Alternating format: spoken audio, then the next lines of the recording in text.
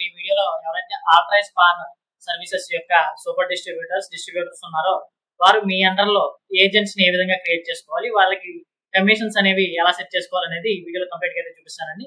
ముందర మీరు మీ యొక్క లాగిన్ ఓపెన్ చేసిన తర్వాత ఇక్కడ కమిషన్ స్లాబ్ అయితే కనిపిస్తూ ఉంటుందండి. ఇది సూపర్ డిస్ట్రిబ్యూటర్ లాగిన్. డిస్ట్రిబ్యూటర్ కూడా సేమ్ ఇదే విధంగా ఉంటుంది. ఇక్కడ కమిషన్ స్లాబ్ అని ఉంటుంది. ఇక్కడ మై కమిషన్ అంటే మీకు వచ్చిన కమిషన్ అండి. ఇక్కడ క్లిక్ చేస్తే మీకు ఎంత కమిషన్ వచ్చింది అనేది కనిపిస్తూ ఉంటుంది. ఇక్కడ కమిషన్ స్లాబ్ క్లిక్ చేస్తే మీరు మీ డౌన్ లైన్ లో అంటే రిటైలర్ ఉంది. ఇప్పుడు రిటైలర్ కి ఎంత ఇవ్వాలి అనేది మీరు ఒక స్లాబ్ అయితే క్రియేట్ చేసుకోవచ్చు అండి. దాని ప్రకారం మీరు క్రియేట్ చేసేటప్పుడు ఈ స్లాబ్ అక్కడ అసైన్ చేస్తే సరిపోతుంది అనమాట. ఇప్పుడు సూపర్ డిస్ట్రిబ్యూటర్ కాబట్టి ఇక్కడ నేను డిస్ట్రిబ్యూటర్ కి కమిషన్ సెట్ చేసుకోవాలనుకుంటున్నాను. ఇది డిస్ట్రిబ్యూటర్ 1 అని పెట్టుకుంటున్నాను నేను. ఇది క్రియేట్ స్లాబ్ అయిపోయింది. ఇక్కడ అప్డేట్ అయితే చూపిస్తుంది కదండి. ఇక్కడ స్టేటస్ అనేది పెండింగ్ లో ఉంటుంది. ఇక్కడ అప్డేట్ క్లిక్ చేస్తే ఇక్కడ మీకు వచ్చిన పర్సంటేజ్ అయితే చూపిస్తుంది. మీరు ఎంత సెట్ చేసుకోవాలి అనేది ఇక్కడ మొబైల్ రీఛార్జ్ చేయండి ఇవన్నీ కూడా. అదే విధంగా కిందకి మీరు స్క్రోల్ చేస్తే మీ ఇక్కడ పాన్ చూపిస్తూ ఉంటది.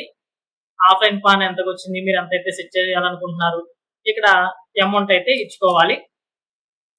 డిస్ట్రిబ్యూటర్ కాబట్టి మీరు డిస్ట్రిబ్యూటర్ కి ఎంత ఇవ్వాలనుకుంటున్నారు, బిజినెస్ పాన్ కి ఎంత ఇవ్వాలనుకుంటున్నారు, ఫైండ్ పాన్ కి ఎంత ఇవ్వాలనుకుంటున్నారు, ఎన్ఎస్డిఎల్ పాన్ మీకు వచ్చిన అమౌంట్ ఇది. మీరు ఇక్కడ ఎంత కమిషన్ మీకు రావాలనుకుంటున్నారు ఇక్కడైతే మీరు సెట్ చేసుకోవాలండి.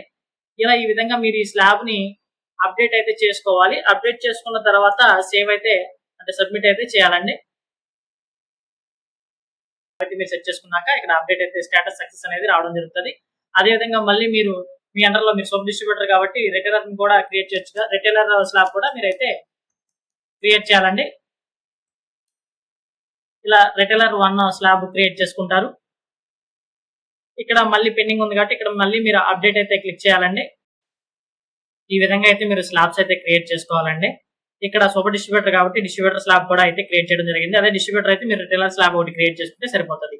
ఇప్పుడు మీరు యూజర్ ని క్రియేట్ చేసుకోవడం కోసం ఇక్కడ యూజర్ మేనేజర్ అన్న ఆప్షన్ అయితే చూపిస్తూ ఉంటుంది కదా. ఇక్కడ లిస్ట్ ఆఫ్ యూజర్స్ అంటే మీరు ఆల్రెడీ క్రియేట్ చేసిన యూజర్స్ అయితే ఇక్కడ మీకు కనిపిస్తూ ఉంటారు. ఇక్కడ కొత్తగా మీరు క్రియేట్ చేసుకోవాలనుకుంటే ఇక్కడ క్రియేట్ యూజర్ మీద అయితే క్లిక్ చేయాలండి. క్రియేట్ యూజర్ మీద క్లిక్ చేసిన తర్వాత ఇక్కడ వారి యొక్క ఫుల్ నేమ్, అదే విధంగా వాళ్ళ యొక్క address, pin code, mobile number, WhatsApp ఉన్న మొబైల్ నెంబర్ మాత్రమే ఇవ్వండి. అదే విధంగా వర్కింగ్ లో ఉన్న ఈమెయిల్ ఐడి ఇవ్వండి.